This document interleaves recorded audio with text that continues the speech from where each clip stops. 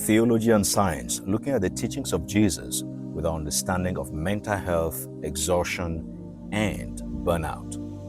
We started by looking at the life of John the Baptist, just to set the tone of the context in Matthew chapter 11. John the Baptist is in prison. And if you have not listened to the previous video, I recommend that. He's in prison, and Jesus is not going to get him out.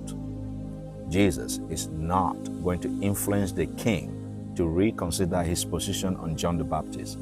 As a matter of fact, John the Baptist is going to end his life in prison at the hand of the king. Jesus is fully aware, but nothing is going to be done by Jesus to get John out of prison.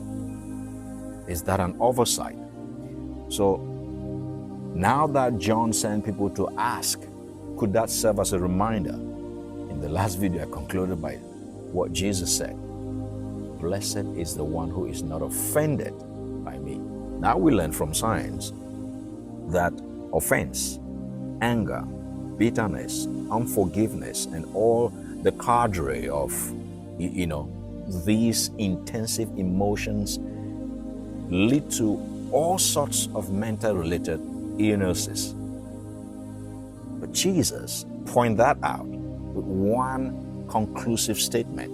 Blessed is the one who is not offended. Did John get the clue? Perhaps he did. In hindsight, Jesus is probably telling John, you're not coming out of prison. I know it's difficult. I know it looks confusing. But go and tell John everything you've seen here. Reinforce, reiterate, or reconfirm, reinforce his belief and faith. And everything you've heard is true. Yet, you're not coming out. And finally, would Jesus be warning and calling the attention of John, encouraging and strengthening John? Don't let offense replace the passion for the call in your life. But if I was John, I have questions. So oftentimes in my life, I have questions. But Lord, you being in prison you didn't tell me, it was prison. I mean, if you want me to be in prison, I'm fine, but you know how fiery I am. Like, if I go out there, my goodness, I'm going to preach everywhere. I remember far back when I was told, when I got the word, make Kona your home. One of the most difficult application of the word of the Lord is to see it through the lenses of your current understanding of purpose, calling, and mission. Let me explain quickly. That's very important. So if I was to ask you, what is your calling? For those who know, this is my calling, and you've tested it, perhaps you've demonstrated it by being in ministry for some time. 2, what is your purpose? And you've tested it and you know that's my purpose in life. And 3, what's your mission? You see that you've been driven by this specific practical mission, and that mission has yielded multiple fruit through some outreaches. To be told at that point in your life to change course, pause everything, and relearn something you have no idea what it might be or might look like. I consider that the most challenging time, season, and period of life. So, for John the Baptist, is it possible that John is feeling like there is still more I can do? Like, I'm barely started. Like, we are just getting started. The Messiah is here. Look at what is going on. Like, I could be taking on villages down that direction. I could go to that part of Africa. That's where God called me. My heart burned for Africa. Can I be there? Or can Can I be in that land in Asia? Can I be in... You know what I can do for God?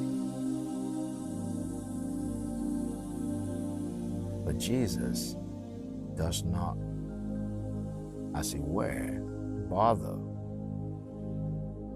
to visit John in prison even once. Is John rejected now? Is John abandoned? So in the videos that follow after this, we're going to now start talking about mental health, burnout, and fatigue, exhaustion in the life of Jesus. We're going to go through scripture and see how he dealt with it and how God responded to him. But I believe that the life of John the Baptist paints a picture that is often missed. And to conclude this teaching, let's look at the question John asked. Are you the one?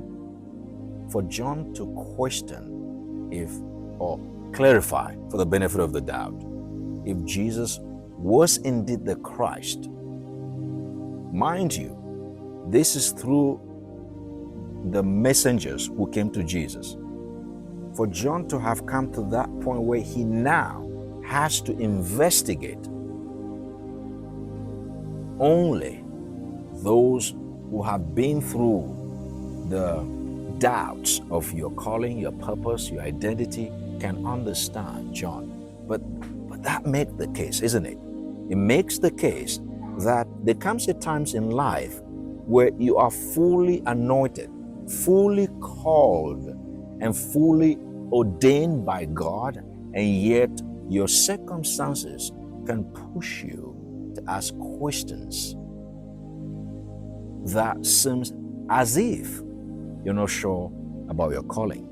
And perhaps circumstances can push you to a place whereby you're convinced, I'm not sure anymore what is my calling, what is my mission, what am I supposed to, because what I thought I was supposed to be focused on and what people thought I was supposed to be focused on, it's not what God is leading me to focus on, or it's not even what He is giving me any chances of getting there.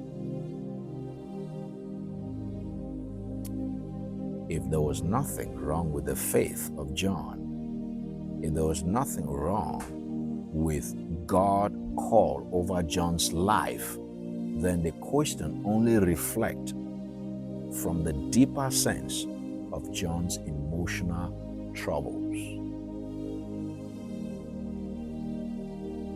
Call that burnout, call that doubts. But the big picture is John, just like you and I, struggle at that point of his life to make sense of why he was in prison and God is doing nothing about it. I don't know what prison you are in. I don't know the sense of being caved or being kept somewhere that you're just feeling restless. Here's my encouragement to you from what we can learn from the life of John. Don't view the prison as divine sentencing. Don't view the prison as the end. Don't view the prison as a result of something you did wrong or something you could have done to avoid it. That will weigh on the emotional burden and compress and bring more and more exhaustion and despair for no good reason. Secondly, should we wait for another? This is beyond doubt. This is now option B, C, D. So has John tried different options and tried to figure out?